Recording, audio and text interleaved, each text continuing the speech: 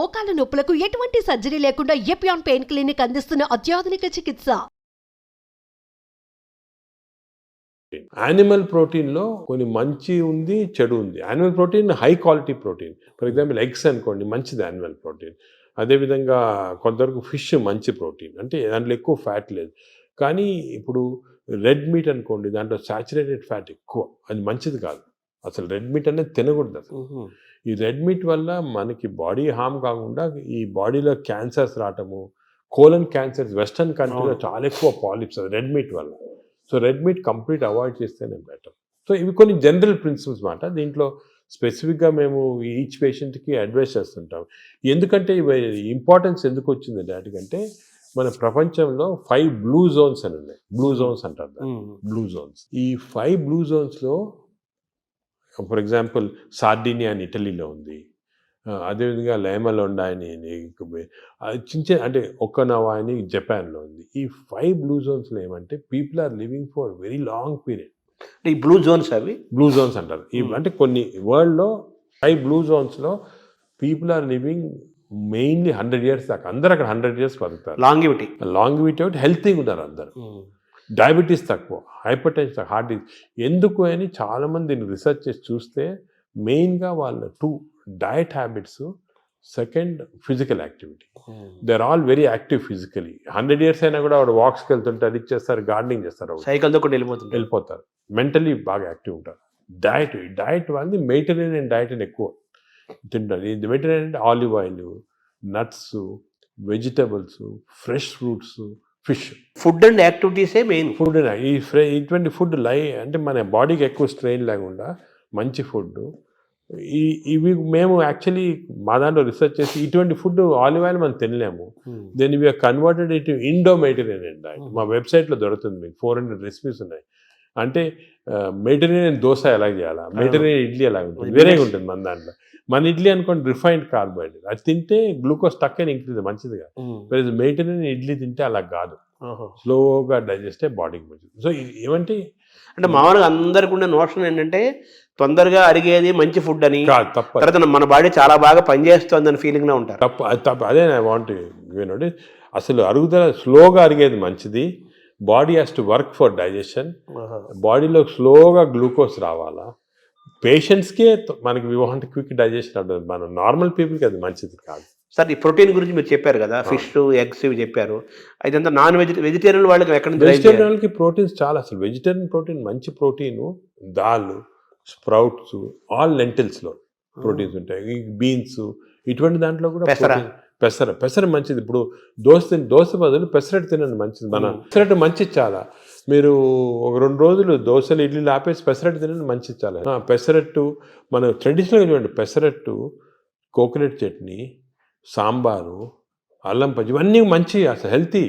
అలా తిన్నాం అనుకోండి మనకి మంచి హెల్త్కి మంచిది. సో ఈ western breakfast, toast, butter, egg అన్న బదులు ఇవి మంచి మాట. అంటే మామూలుగా ఈ ప్రపంచం పెద్దది, ఒక్కొక్క ప్రాంతంలో ఒక రకమైన శీతోష్ణ స్థితిలో, అంటే శీతోష్ణ పరిస్థితుల్లో ఒక్కో ప్రాంతానికి ఒక్కో రకంగా ఉంటాయి, జీన్స్ ఒక్కో రకంగా ఉంటాయి.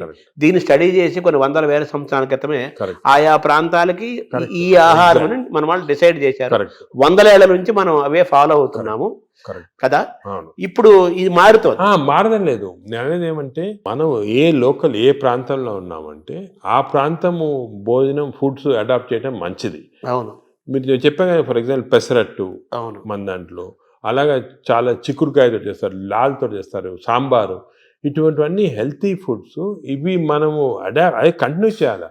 బట్ ఏమంటే కొత్తగా వెస్టర్నైజ్ ఫుడ్స్, ఇప్పుడు ఇడ్లీ కూడా మనకి వేరే టైప్స్లో చేయొచ్చు. పురాణాలు వేరే, మామూలుగా ప్యూర్ ఇడ్లీ వచ్చింది అనుకోండి, కంప్లీట్ డైజెస్టెడ్, అవన్నీ మోడర్న్. ఇది అది ఆవిరికూడం అనేవాళ్ళము. అలాగే ఇప్పుడు మనము ఆపం తీసుకోండి, ఆపం కూడా బాగా స్టీమ్డ్, అది మంచి ఇది. అది కేరళ వాళ్ళు ఎక్కువ తింటారు, అది తింటారు మన దగ్గర కూడా. సో ఇటువంటివన్నీ ఒరిజినల్ డైట్స్ అని మనం ఫాలో అయ్యి, ఈ కొత్త అడిషన్స్ వచ్చాయి చూడండి, అవి మంచిది కాదు. మన ఏ రీజన్లో ఉంటే ఆ ఆహారం తింటాం. కేరళ అనుకోండి, ఆ కేరళ వాళ్ళు తిన్న ఆహారం అది మంచిది, లోకల్గా వాళ్ళకి ఎక్కడ గ్రో అయిన ఆహారం తింటే అది చాలా మంచిది. మన ఈ వెస్టర్నైజ్ డైట్స్ వచ్చి చాలా ఇచ్చేస్తుంది. ఈ వెస్టర్నైజ్ డైట్స్ కూడా మన డైట్స్కి అడాప్ట్ చేసుకోవాలి. అవి తింటే కూడా మనం ప్యూర్ వెస్టర్నైజ్డ్ మెడిటరేనియన్ డైట్ మనం తినలేము. మన దానికి అడాప్ట్ చేసుకొని తింటే మనకి మంచిది. మన దోశలు వాళ్ళు తింటున్నారు, వాళ్ళ బర్గర్లు పిజ్జాలు మనం తింటున్నాం. మన అదే మిస్టేక్. ఇప్పుడు మామూలుగా నేను విన్నాను, ఎవరో చెప్పగా విన్నాను, ఈ బ్యాక్టీరియా మైక్రోబయోమ్ ఇంపార్టెంట్ అని చెప్పారు కదా మీరు. ఈ క్రమంలో అసలు మన బ్యాక్టీరియా ఆల్మోస్ట్ మనం కోల్పోయి యూరోపియన్ బ్యాక్టీరియా వచ్చేసింది అంటున్నారు మనలోకి. అది కరెక్ట్. అంటే స్లోగా ఈ వెస్టర్నైజేషన్ వల్ల మనకి మంచి బ్యాక్టీరియా ఉంది, అది పోయి బ్యాడ్ బ్యాక్టీరియా వచ్చి ఓవర్టేక్ చేస్తూ ఉంది. సో మనం ఇప్పుడు అగైన్ దీని గురించి కూడా మేము చాలా రీసెర్చ్ చేస్తున్నాము. We are studying bacteria in different people in different places. మన కుంభమేళా జరిగింది, దాంట్లో చాలా బ్యాక్టీరియల్ స్టడీస్ చేసాము.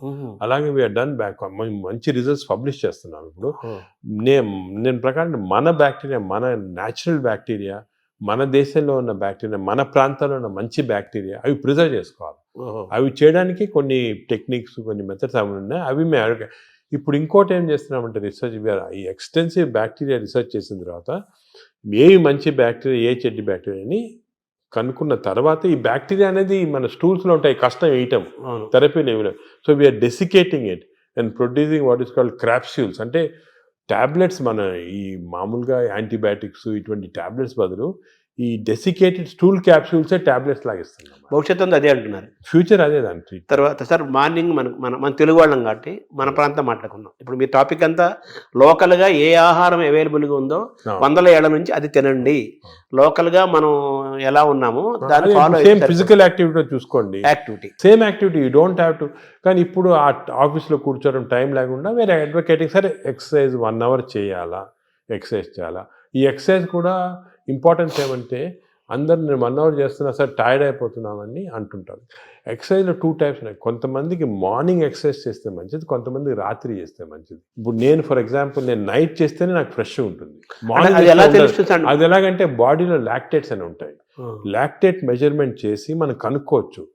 లాక్టేట్స్ ఎక్కువ అయిపోయాయి అనుకోండి, అప్పుడు నైట్ చేస్తే బెటర్. అది మరి ఎక్కువ సంకేతం తెలుస్తుందా? తెలిసిపోతుంది కదా మనకి. ఇప్పుడు బాడీలో ఎక్సర్సైజ్ చేస్తే, అది సింపుల్గా చెప్పాలంటే, సపోజ్ ఎక్సర్సైజ్ చేసామనుకోండి, ఎక్సర్సైజ్ చేసిన తర్వాత మార్నింగ్ ఎక్సర్సైజ్ చేసిన తర్వాత ఫ్రెష్గా ఉండదు, చాలా టైర్డ్ అయిపోయాం అనుకోండి, that means your exercise should be done in the evening. చేసిన తర్వాత ఫ్రెష్గా ఉన్నాం అనుకోండి, you should do in the morning. But సింపుల్గా అది కెమికల్గా కూడా మనం టెస్ట్ చేయొచ్చు. బాడీలో లాక్టేట్స్ తీసుకొని, ఎప్పుడు లాక్టేట్ లెవెల్ చాలా ఎక్కువ అయిపోయింది, ఫర్ ఎగ్జాంపుల్ నాకు పర్సనల్గా చెప్తున్నా కదా, నేను ఎక్సర్సైజ్ ఎవ్రీడే 1.5 hours చేస్తాను విగరస్ ఎక్సర్సైజ్. కానీ ఆ ఎక్సర్సైజ్ మార్నింగ్ చేశాను అనుకోండి, I feel dull whole day. అదే నైట్ చేశాను అనుకోండి, బాగా ఫ్రెష్ ఉంటుంది నాకు. అది నేను నా లాక్టేట్ మెజర్మెంట్ చేసి చూసుకున్నాను. అంటే మీరంటే డాక్టర్ కాబట్టి సైంటిఫిక్గా ఎవరికైనా తెలుసుకుంటారు.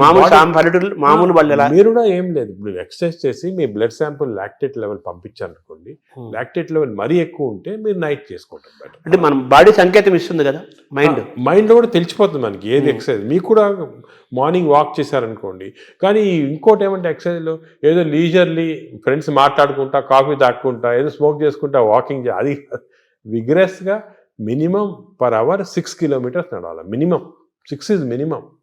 అంటే ఐడియల్ 5 kilometers అంటారు కాదు, 6 అదే సెకండ్.